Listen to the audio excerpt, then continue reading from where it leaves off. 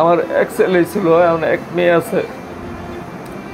আল্লাহ পাক যদি ব্যবস্থা নেওয়া হয়তো মেয়েরা এখানে বিয়ে দিতে পারে, সে জায়গায় ভালো হোক মন্দ হোক সেটা হলো পরের ব্যাপার। বিয়ে দিলে তো মেয়ে চলে যাবে, আমার এই বাড়ি থেকে থাকবে, আমার পরবর্তীতে বাতি দেওয়ারও তো কেউ রইল না।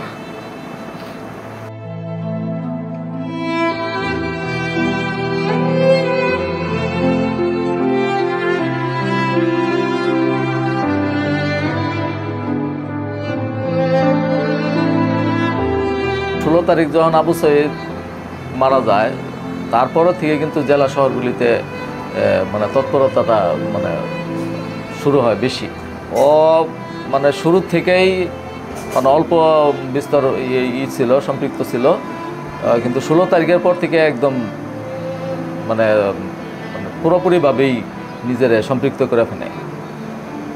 শুক্রবার দিন ও সকাল থেকেই বাইরে ছিল, জুম্মার নামাজের আগে আইসা, হ্যাঁ জুম্মার নামাজের আগে আইসা ও বাসায় গোসল টোসল করে নামাজ টামাজ পড়ার পরে বিকাল 4:30টার দিকে বাসা থেকে বেরোয় যায়।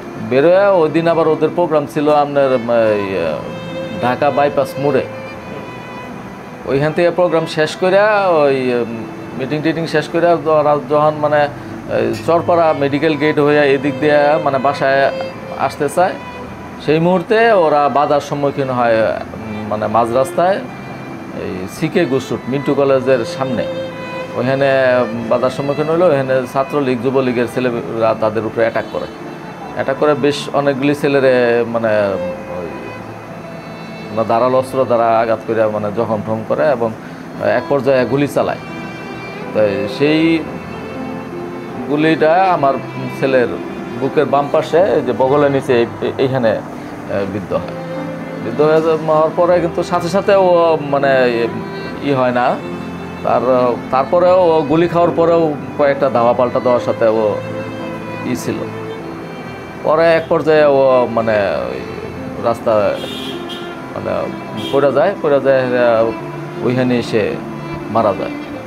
সম্ভবত ওইখানে ধাওয়া পাল্টা দেওয়াটা বেশ অনেক সময় ছিল, প্রায় 35-40 মিনিটের মতো। সেই সময়টা ও পুরোটাই ওইখানে ছিল। ওর কাছে কেউ যাইতেও পারে নাই যে ওরা সহযোগিতা করার জন্য বা ওরা ধরার জন্য। মানে আমি পরবর্তীতে মানে যাদের সাথে কথা হয়েছে ওরা বলছে যে আমরা যখন দেখছি পড়ে গেছে, তখন কিন্তু ওরা যখন মানে একটু স্থির হয়, পরিবেশ স্থির হইলে পরে ওরা ওইখান থেকে তুলে নিয়ে মেডিকেল কলেজে 6:30টার দিকে গুলিবিদ্ধ হয় সম্ভবত।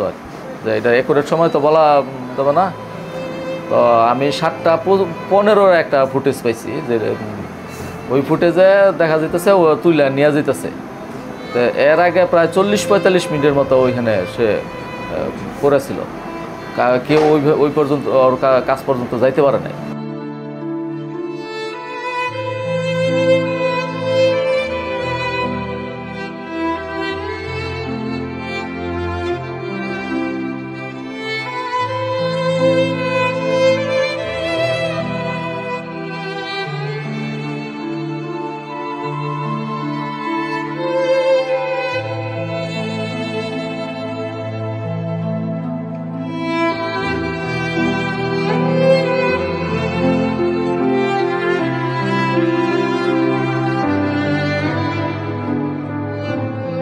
ওই সময়ের পরিবেশ কিন্তু অন্যরকম ছিল, যার ফলে মানে প্রশাসন থেকে ওইরকম কোনো মানে তৎপরতা তখন ছিল না।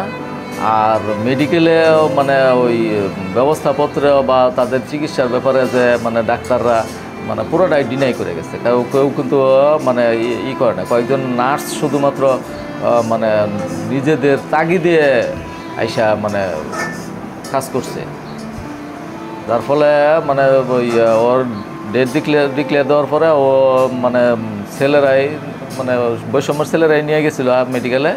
পরে আমার ছোটো ভাই যায়, আমার বাগিনা যায়, ওরা যায় সেটা পরে করে। ওরা যখন নিয়ে আসার সময় মানে পিছনে গেট দিয়ে নিয়ে আসছে। ওদের ধারণা ছিল যে সামনে গেট দিয়ে পুলিশ ফাঁড়ি আছে, পুলিশদের হইতে পারে, ওদের মানে চিন্তা ভাবনা করে ওরা পরে পিছনে গেট দিয়ে নিয়ে বেরোয়, যার ফলে মানে পুলিশ মানে করতে পারে না। 8টা 8:30টার দিকে বাসা নিয়ে আসে। এরপরে পুলিশ আসছিল মানে লাশ নেওয়ার জন্য, ভিতরে ঢুকতে পারে নাই, মানে লোকজনের বেরিয়ে মানে বাধার পরে ওনারা ওইখান থেকে রাস্তা থেকে চলে যায়, বাসায় ঢুকতে পারে না। পরে আবার র্যাব আসে, আইসা তারাও ভিতরে ঢুকবার লেগে চেষ্টা করে, কিন্তু তারাও ঢুকতে পারে নাই, পাবলিকের বাধার সম্মুখীন হয়। তারপরে তারাও মানে ফায়ার টায়ার করে ওনারাও চলে যায়। তো বাসায় নিয়ে আসলে পরে আমি ওই অবস্থায় পরের দিন বেলা 11টায় জানাজা দিই। ও 20 তারিখ বেলা 11টার সময় আমি জানাজা দিয়ে সেরা আমার যে মানে পৌরসভার যে সিটি কর্পোরেশনের গুরুস্থানে ওদের যে গুরুস্থান আছে সেখানে কবরস্থ করি।